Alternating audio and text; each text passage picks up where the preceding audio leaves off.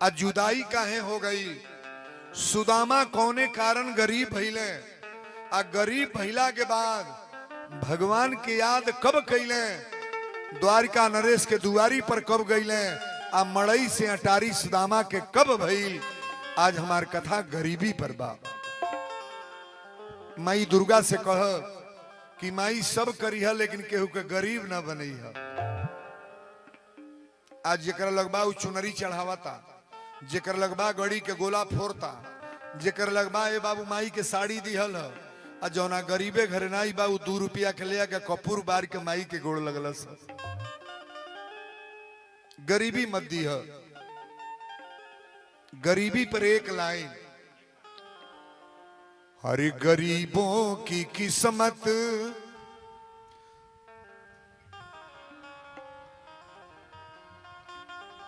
गरीबों की किस्मत। देखिए ई कथा बोलला से पहले हमारा आंखी में आंसू आ जाला।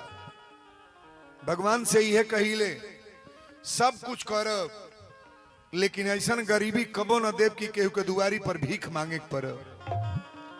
अरे गरीबों की किस्मत बनाने से पहले,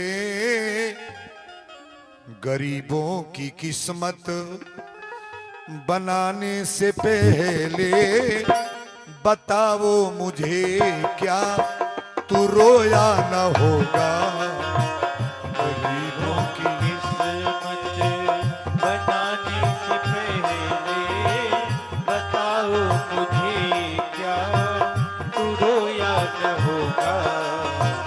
गरीबों की किस्मत बनाने से पहले बताओ मुझे क्या तू रोया न होगा। गरीबों की किस्मत बनाने से पहले बताओ मुझे क्या तू रोया न होगा। तुम्हारे शरण में ये दुखिया भिखारी, तुम्हारे शरण में अरे गरीबी भिखारी, क्या सीने से पत्थर को धोया न होगा। गरीबों की ये दुखिया भिखारी क्या सीने से पत्थर को धोया न होगा।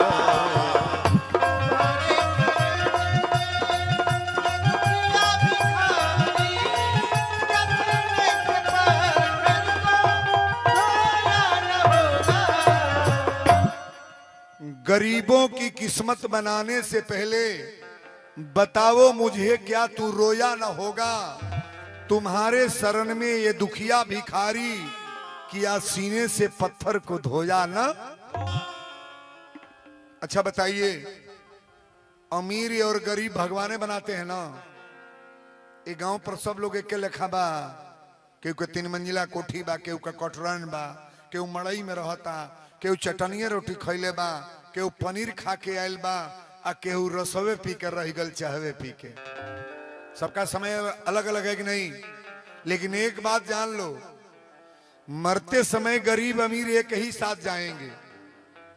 बांस कटाई कि नहीं राजा के यहाँ ना कटाई, रोजो घरे बांस कटाई, आ जौन भीख मांगा था गरीब वहू के यहाँ बांस टिकठी बांसे के उन्हों को बनी, आ जौन राजा बने उन्हों को बनी। कफन के कपड़ा इक्के गो मिलेला।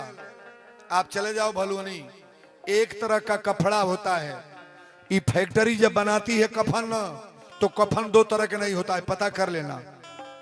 सबसे सस्ता कपड़ा कौन है, नहीं बोलोगे। सबसे सस्ता कपड़ा कफन। चौनी कफन में वीरेंद्र बाबा लपेटल जाए, वही कफन में एक राजा भी लपेटा जाएगा महाराज। हर जगह पाकिट बा, कुर्ता में पाकिट है, शर्ट में पाकिट है, अंडरवियर में पाकिट है, बनियानी में पाकिट है, साड़ी में पाकिट है, ब्लाउज में पाकिट है, पेटीकोट में पाकिट है। लेकिन आप बताओ कहीं कफन में पाकिट लगता है? सियाला हो कि माई रे जातड़े है गड्डी का नोट ले ले जाइए। जितना गहना बा वीरेंद्र बाबा कहो सजी गहना पहिर के सधा लो का जानी मुहले के बाद एगो खिलियो दे कि नहीं पतो ही बेटा हो दादा जो गो साड़ी बा निकार दिन भर में 3 गो ड्रेस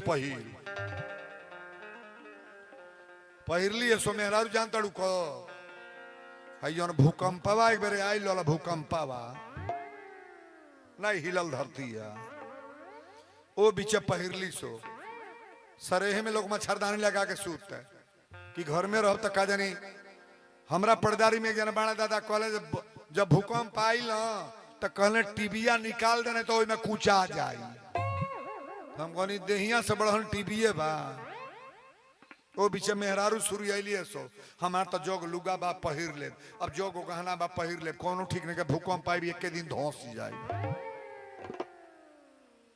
पहना करो आप साड़ी कपड़ा बक्सा में मत रखो और एक बात सुन लो कभी 5 गो साड़ियां खरीद करके बक्सा में मत रखना मॉडल बदलत जाता ओल्ड हो जाएगा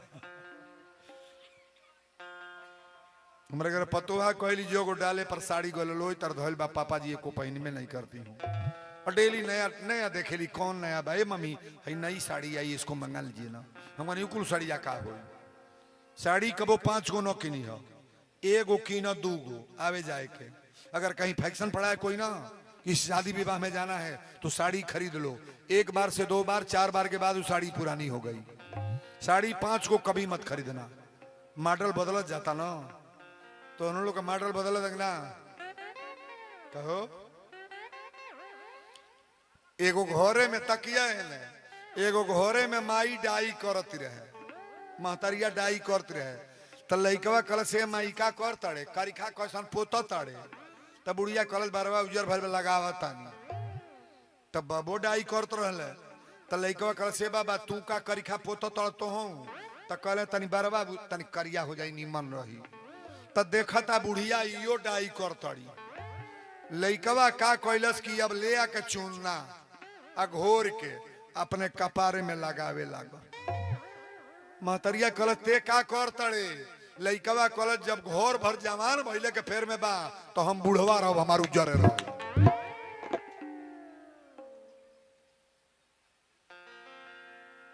लइकनों को बुद्धि बड़ा लंबा ना बा 90 बरस के पुरनिया चिन्हा तिया हो अब हम नहीं रंगेली हमारे फेर में न पड़ जाइए लोगों वीरेंद्र बाबा रंगले बाड़े हमार दाढ़ी मोछ होई तर लौके तक ना लौकता बैल बानी 63 बरस के 63 बरस इतना दिन के उम्र बा अभी हम रंगते नहीं है जब रंगे लगा तो हम खूब रंगा जाए वही में ठाकुर जी करे रंगा नहीं रंगाई ना हम तो गाई एक गीत उतना बजा दी है बैठल रोवेली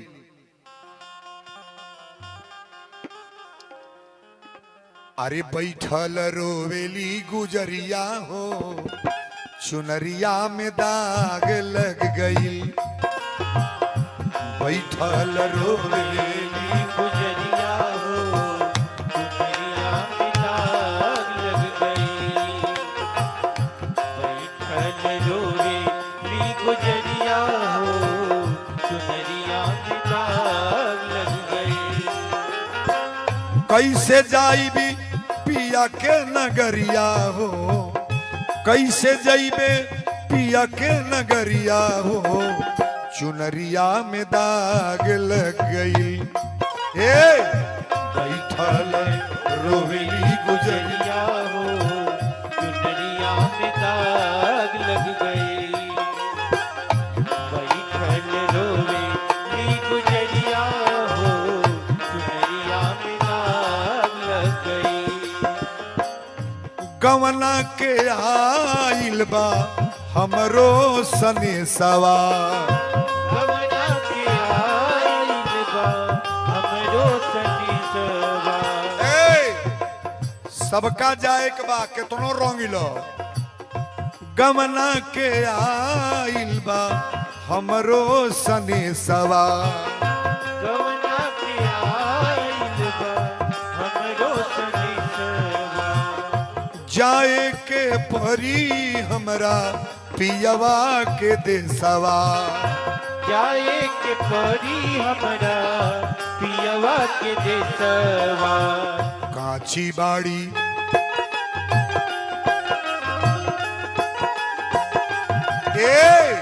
काची बाड़ी हमरो उमिरिया हो।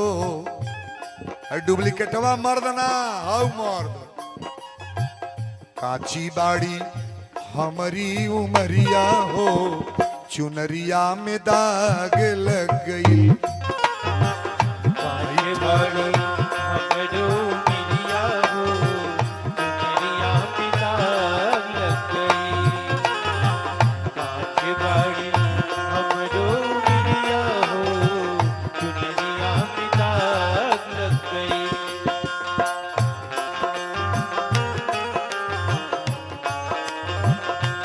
देखो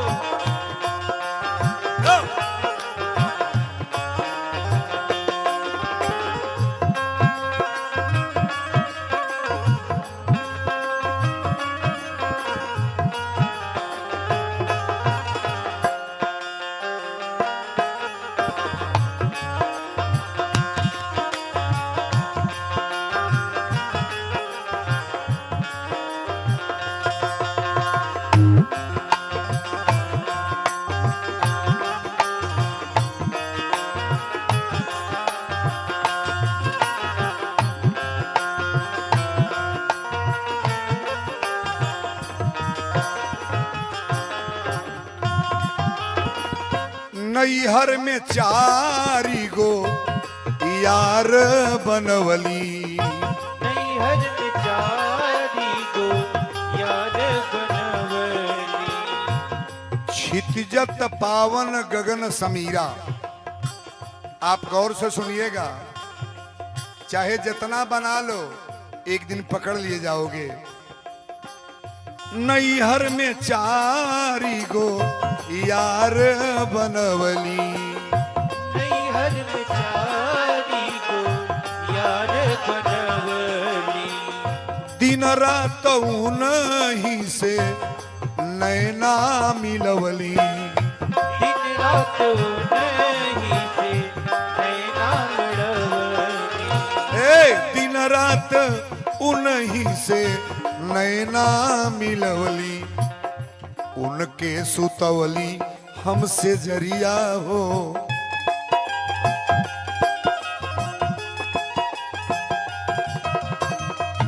उनके सुतवली हमसे जरिया हो, चुनरिया में दाग लग गई। उनके सुतवली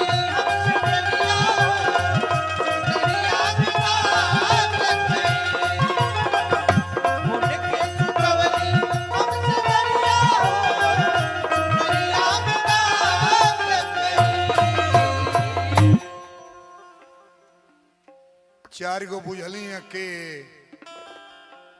सब समझ ले। काम क्रोध मद लोभ, यह चार गो हमनी के ले सुतल जाता है। बानर फंसावेला देखले बनी बानर हेते ते गगरी बनवाई है। सो हमनी के सब जने कल जले बाबा माया में पड़ गल बानी। नाती बा, बेटा बा, पतोही बा, मौका नाई बा। हे हेते ते गगरी बनवाई है। सो अब पातर के मुंह रही कैसो हाथ ढूक जा, और वही में चाना डार के अब 15 गो गगरी ले आके गांव में धो दी है।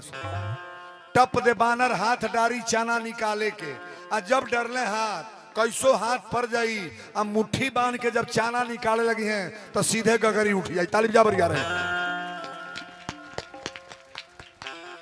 बानर ई सोचता कि गगरी पकड़ ले बा, आई नहीं बुझाता ना कि गगरी के हम पकड़ ले बानी।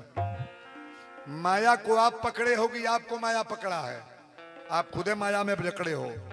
है बेटा है, पतोहिया है, लइकवा है, बाबा बिना कैसे रहो, केहू साथे ना जाई। अब वीरेंद्र बाबा आज कांटा करके बोलेंगे, कथा को समझने का प्रयास करना कि क्या बोल गए। कन्हैया जी सुदामा जी एक के स्कूल में पढ़े, गुरुकुल में। माता पिता प्रभु गुरु की बानी, अब बिनु विचार करिए शुभ जानी। एक गुरु की यहाँ पढ़े लो, अब दोनों जन कोनो परिचय ना रहे। सुदामा कहीं और से आवे। सुदामा ब्राह्मण के परिवार के बालक रहले, आ कन्हैया जी ग्वाल वंश से हैं।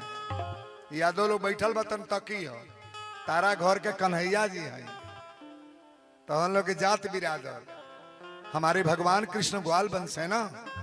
समझने का प्रयास करना कि वीरेंद्र क्या बोल गए।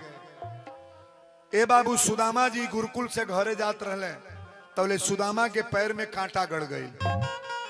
बेल के कांटा इतना बड़ा धंस गई, और जब कांटा गड़ल तो सुदामा गोड़ पकड़ के रोवत तड़े। गुरुकुल से कई लड़का पढ़ के जात रहे, केहू सुदामा के देह पकड़त ना बा, छुअत ना बा। सुदामा गोड़ पकड़ के रोवत रहे। कन्हैया जी वही रास्ता से जात रहे। भगवान कृष्ण देखले तो कहले का हो तारा गोड़ में का भइल बा। सुदामा कहले कि हमरा गोड़ में कांटा गड़ गल बा, आई कांटा निकालत नहीं, निकलत ना बा। कन्हैया जी कहले ले आओ हम कांटा निकाली, देखी निकलता। भगवान कृष्ण पैर पकड़ ले आ कांटा खींचे तो निकले ना। कन्हैया जी कहले कांटा तना निकलता, एगो कार कर, तू सुत अपन मुंह हमरा मुंहे पर अपन गोड़ सटाव, दांते से खींची। ध्यान दीजिएगा, मित्रता का यही कारण है। सुदामा जी सुतले, अपन पैर उठवले, आ कन्हैया जी अपने मुंह के दांते से कांटा खींचा तड़े। और जब कांटा खींचले, सुदामा के दर्द जब ठंडा हो गई, सुदामा भर भर रोवे लगले। कहले आज रास्ता में ना मिलता तो हमरा देह के दर्द ना जाई। एगो कार करा, तुहार का नाम है? कहले हमार कृष्ण नाम है। सुदामा से पूछले तुहार का नाम है? कहले हमार सुदामा नाम है। कन्हैया जी कहले कार करो न, आज से मित्र बन जाइल जा हम लोग। सुदामा जी कहले तू बतावा, तू हमसे मित्र बनब? कहले तोरा तारी पैर में के कांटा दांत से खिंचले बनी, आज हमके मित्र बना ल। दोनों जने में मित्रता हो गई। सबसे ऊंची प्रेम सगाई, प्रेम से बड़ा कोई चीज नहीं है। सबसे ऊंची प्रेम सगाई, राज सुजग जुजिष्ठिर कीन्ही, तामे जूठ उठाई। अब प्रेम के बस अर्जुन रथहा के, भूल गए ठकुराई। सबसे ऊंची प्रेम सगाई। धर्मराज युधिष्ठिर जब जग कैले तब काम बटाइल की के कौन काम ली, तब केहू भंडारा के कोठारा के मालिक बनल, केहू मंदिर के मालिक, केहू कथा के मालिक। कन्हैया जी से पूछल गई रौरा मलिकाई कौन ले? कन्हैया जी कहले जितना लोग जगी में भोजन करी सबके पतरौली उठा के फेंको। कन्हैया जी कौन नौकरी ले ले? जितना लोग पतरौली में खाई सबके पतरौली फेंको, आ जितना लोग जूता चप्पल पहिर के आई सबके जूता चप्पल रखाई। तन एक बात बताए, हम लोग से अच्छे मुसलमान हैं आगे गड़बड़ मुस्लिम परिवार, हम लोग से अच्छे हैं। पूछो किस लाइन में? मस्जिद में लोग इतना लोग नमाज पढ़ने जाते हैं ना, कभी सुने हैं कि किसी मुसलमान का कोई चप्पल चुरा के ले गया है? सुने हो? सुने हो? हमनी में सबके तो छोड़ दा, वीरेंद्र बाबा के चप्पल कई गो उठा ले जाले। कोई जगह हमरो का है, कमेटी कीन के ले आके दे बाबा रो चप्पल लवा। कोई मुसलमान दारू पी के मस्जिद में नहीं जाएगा, कोई मुसलमान ताजिया के साथ दारू पी कर नहीं जाएगा। लेकिन मेरे हिंदू समाज में दुर्गा जी दहने जाती हैं तभी लोग दारू पी लेते हैं, मंदिर में कोई जाता है तभी दारू पी लेते हैं। हम हिंदू समाज से निवेदन करेंगे कम से कम अपने विचार को बदलने का तरीका सीखो भाई। बोलो सच्चे दरबार की जय। बात हमारे गौर करो। मित्रता हो गल, दोनों जनी पढ़े लागल लोग, और दोनों जनी पढ़े लागल लोग एक साथ है। गुरुकुल में गुरुजी के औरत कली की एक नहीं आए, वो कार्य करो तन जंगल से लाके लकड़ी तूर लिया लोगों, जड़ा जाड़ा लगा था तनी आगी बार के तापल जाई। तो सुदामा जी कहले हमऊ जाए, कन्हैया जी कहले मितऊ तो हो चल, तब दोनों जने जाए लागल लोग। लेकिन एक बात गौर करिएगा, गुरुकुल में माता जी कहली कि थोड़ा चाना ले ले जा लोगों, चाना। आई चाना ले ले जा, भूख प्यास लगी तो खा लिया लोगन। लेकिन एक बात गौर करना, ये जो चाना दे रही है ना, ये श्रापित चाना है। ये चाना श्रापित था। कब? चोर चोरी करे गईले सो, ताका बहने बैठ जाओ। चोर चोरी करे गईले सो तो एगो औरत एकादशी भूखल है। औरत एकादशी भूखल है, चाना धैले रहे। एकादशी के फरहार के दिने पहले चाना का ही पारण करना चाहिए। चाना धैले रहे, चाना धैले रहे कि सुबेरे हम पारण के टाइम में पाए। ए बाबू गठरिया चोरा ले गईले सो। बुढ़िया कलत जा चाना तो ले गल बड़ा, लेकिन ये चाना हमारा ऐसा औरत के हम एकादशी व्रत मानी, जे चाना खाई वो जीवन भर गरीब रही, ओकरा खैले के ठेकान ना रही। ताली बजाओ मर जा रहे। चोरवा ले गए सो रहिया में देखले दादा इतना चाना हो, तो चोर का करके चाना ले जा। गहना लुटे गल तो चाना ले जाई। वही बगीचा में फेंक दिल जहां गुरुकुल रहल। माता जी वही चाना में से दे तड़ी। कथा को ध्यान से सुनना। अब वही चाना में से दिहली कि सुदामा ले ले जा चाना। चाना लेके गई लो। कन्हैया जी कल मिताऊ तू लकड़ी बीना, हम पेड़े पर चढ़ के लकड़ी तुरतानी। पेड़ पर सबसे बढ़िया चढ़ने वाले कौन है? भगवान कृष्ण। साड़ी चुराने में कौन फॉरवर्ड है? कल कि कन्हैया जी निमन रहले, महिलन के साड़ी चोरा उतरल है तर कर हो तरे। हमने तो कोनो मेहरारू का लुगा चोरावा देखा हूं का जतला कि ना। कन्हैया जी पिटाना। गोपियां खुश हो जाती थी कि मेरा वस्त्र भगवान ले गए हैं। राधिका खुश हो जाती थी कि कन्हैया मेरे वस्त्र को ले गए हैं। माखन चोरा के ले जाना, तब वो गोपियां खुश हो जाएं कि हमारे घर का माखन भगवान कृष्ण ने खाया है। तो लोग के आशा रहे कि नहीं भगवान हमारे घरे आवे, तन दही जमल बा में से खा ले। तो बिलारी से जुठरवा दे बूझा, कुकुर जुठार दी, लेकिन भगवान के भोग कहाँ लागी। दही जमाओ तो तुलसी पत्ता डाल दो, दूध गरमाओ तो तुलसी पत्ता डाल दो, घी निकालो तो तुलसी पत्ता डाल दो। कभी जीवन में घी दूध दही कभी खराब नहीं होगा। तालिब जा बरिया रहे। बड़ी बारीकी से कथा को सुनना। ए बाबू पेड़े पर चढ़ल बड़े कन्हैया जी, सुदामा जी नीचे लकड़ी बिना तड़े। कन्हैया जी कले मिताऊ लकड़ी एक जगह गांजो, जाड़ा के महीना रहे लकड़ी गांजा तड़े। तले सुदामा के मन में बेईमानी आ गई, टप दे चनवा में से चोरा के खाए लगले। लड़कपना बड़ा बेजाई ना हो। और लइकन के दोस्त भगवान क्षमा भी करते हैं महाराज। छोटन लड़का अगर कोनो गलती कर देना तो उसको कभी मारना नहीं चाहिए। बच्चा जान करके भगवान मान करके क्षमा कर दो आप। ये छोटे बच्चे भगवान के रूप में हैं। जितने छोटे बच्चे हैं, बच्चों को कभी मारना नहीं चाहिए, बहुत बड़ा दोष लगता है। अपनी औलाद को बच्चों को जो मारता है ना महाराज, उसको कहीं जगह नहीं मिलता है। बोलो सच्चे दरबार की। कन्हैया जी से कहले सुदामा जी कि मिताऊ बड़ा जाड़ा लगा था, लकड़ी तुर भैला उतर। कन्हैया जी कहले थोड़े और तूड़े दो। तबले चनवा में से चुरा के पेड़े के आरे मुंह में डरते तबाण आ कड़र करके आवाज गई। कन्हैया जी कहले सुदामा भैया चना चुरा के खा तड़का। कहले चना खाता नहीं, दांत कटकटाता, जाड़न हमारे कांपता नहीं, हमरा दांत कटकटाता। भगवान से क्या छुपा है महाराज। कन्हैया जी नीचे उतर ले, कहले चना खैला? कहले ना। जब नहीं कहले तो भगवान कृष्ण गईले गुरुकुल में। माता जी कहली कहाँ भइल है? तो लकड़ी आ गई। गुरु जी कहाँ बाली? गुरु जी अली कहली सुदामा। तो लोग धन्यवाद बा, लकड़ी तूर के ले लोग। कन्हैया जी कहले गुरु जी एगो बात बा। कहले का? कहले कही कि ना? सुदामा जी कहले मिताऊ तार हाथ जोड़ तनी कहिया मत।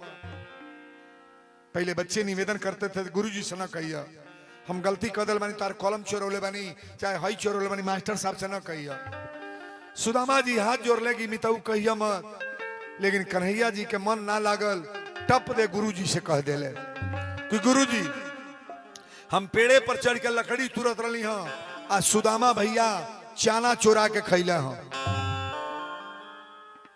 गुरु जी कले सुदामा चना चोरा के खैल सुदामा लड़का के बुद्धि सुदामा कले गुरुदेव ई झूठ बोलत हम चना ना खैले बने। गुरु जी तुरंत बोल देले कि गुरु से कपट मित्र से चोरी आ की हो निर्धन की हो कोढ़ी। सुदामा तू झूठ बोलल बड़ा हमरा मालूम बा तो के श्राप देता नहीं। श्राप गुरु के सामने झूठ बोलल बड़ा तो के श्राप देता नहीं। एक दिन दर दर के ठोकर खैब तारा घर में अनाज ना रही, कपड़ा ना रही, घर दुआर ना रही, लड़का मेहरारू तो हर दर दर के ठोकर कहीं खैले बिना परेशान रहब। सुदामा जब ये बात सुनले तो जमीन पर गिर के रोवे लगले। कहले मिताऊ तो के बार बार कहली कि हमार बात कहिए मत, का जानी हमार भला लिखल बा कि बुरा। माताओं से कह दे कभी अपने पुत्र को श्राप मत देना, अपने नाती बेटा को श्राप मत देना। और जितने नौजवान हैं आप सभी मैं कह रहा हूं अपने परिवार के किसी भी अपने छोटे लोगों को श्रापित मत करो। आप श्राप लगता है कि नहीं? नहीं लगता है, तुरंत लगता है। गौतम ऋषि अहिल्या के श्राप दे रहे कि जा तू पत्थल बन जा। पत्थल बन गई कि ना बन ली। आज गुरु जी के श्राप सुदामा के लग गई। सुदामा कहले कि मिताऊ हमार मित्र तू बनल रह, आज तोहरे कारण हमार श्राप लगल बा। अब तो अपने घरे जाता नहीं, अब स्कूल से छुट्टी हो गई। का जानी तो से कबो भेंट हुई कि ना। इस श्राप हम लोग का बड़ा तगड़ा होता है महाराज। सुदामा जब जाए लगले तो कन्हैया जी के अखबारी में पकड़ ले। कहले मिताऊ जात तबानी, लेकिन गुरु के श्राप अगर लग जाए तो हम का करब। कन्हैया जी कहले जैया तो हर गरीबी आ जा, खैले बिना परेशान हो जा, कपड़ा बिना परेशान, कोनो कष्ट अगर आ जा तो हमरा ऐसा मित्र के कबो याद कर ली है सुदामा। सुदामा अपने घरे चल गई। आज गरीब आदमी के केहू पूछे वाला ना बा। मैं अपने सामने देखता हूं गोरखपुर जहां हमारा आवास है मकान, कितने गरीब फुटपाथ पर रोडे पर वही तरह बिना खैले सूत जाला महाराज। कितने लोग एगो कपड़ा टांग के रहता, कितने लोग ऐसा बा कि कचोरा लेके केहू को दुआरी पर जाई तो वो कुत्ता के लेखा डांट दे लगती। तुम्हारी यही आदत है, भीख मांगने आ जाते हो। लेकिन गरीबी बड़ा बुरा चीज है बाबू। सुदामा के गरीबी देखी कैसे आ गई। सुदामा अपनी घरे गईले, सुदामा के शादी भइल। सुदामा की औरत के नाम सुशीला। औरत के नाम का है? सुशीला। सुदामा के 3-4 गो लड़का पैदा भइले। और सुदामा के जब बियाह भइल और लड़का हो गईले तबले तो सुदामा ठीक रहले, लेकिन लड़का जब भोजन खाए पिए लायक भइले तो सुदामा के तुरंत गरीबी आ गई, जो उनकी दर दर के ठोकर खाए लगले। अब एक घर में भीख मंगाई शुरू हो गई। देखिए गरीबी में कबो घर ना बटाला। जे गरीब बना ओकर घर कबो ना बटाई। और जहिया एगो लड़का कमाए लागल तुरंत घर का बंटवारा हो जाएगा।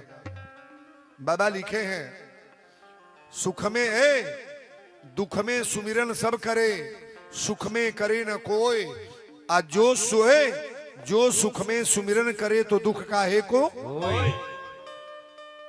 अमीर बनो तो भगवान का भजन करो। सुदामा के ऊपर गरीबी आ गई, सुशीला करे का।